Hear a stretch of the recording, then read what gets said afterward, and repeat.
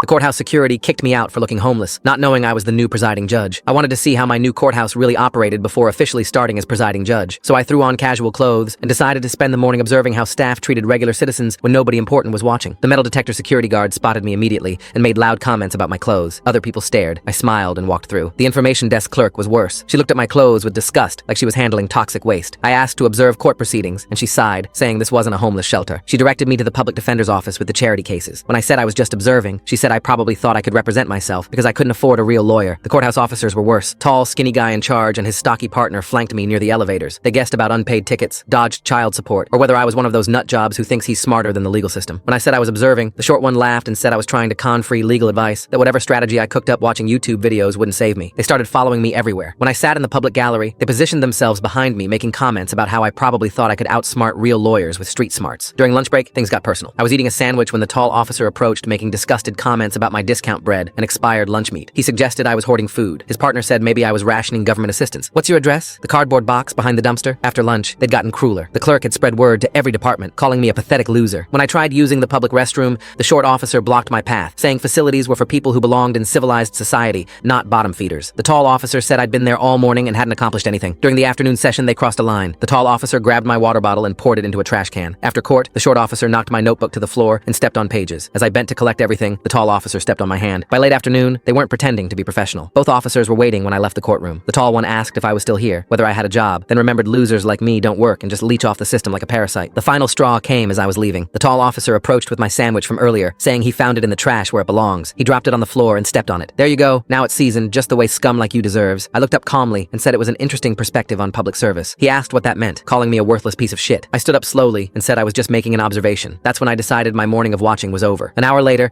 I put on my black judicial robes and walked through those same doors. This time, I went straight to the judge's private chambers. The bailiff escorting me to the courtroom was the same short officer who'd spent the morning calling me garbage. He didn't recognize me until it was too late. The clerk announced all rise for the honorable judge, and I took the bench. I watched every face in that packed courtroom freeze. The tall officer was standing at attention by the door. His face went white when he saw me. The information desk clerk was preparing files at her table. She looked up, and her mouth fell open. The short officer who'd been my escort suddenly realized he'd just walked his new boss to the bench. Officer, approach the bench immediately. His legs nearly gave out as he walked over. His hands shook and sweat beaded on his forehead. I spoke calmly about our fascinating morning together. He opened his mouth, but nothing came out. We'll be discussing your future employment in my chambers after court. The clerk spent the session trying to become invisible. During recess, she crawled to my chambers, stammering apologies. Within the week, the tall officer was transferred to traffic duty. The clerk was demoted. The short officer got a formal reprimand. I instituted mandatory respect protocols for every courthouse visitor. 6 months later, that courthouse became the most welcoming in the state.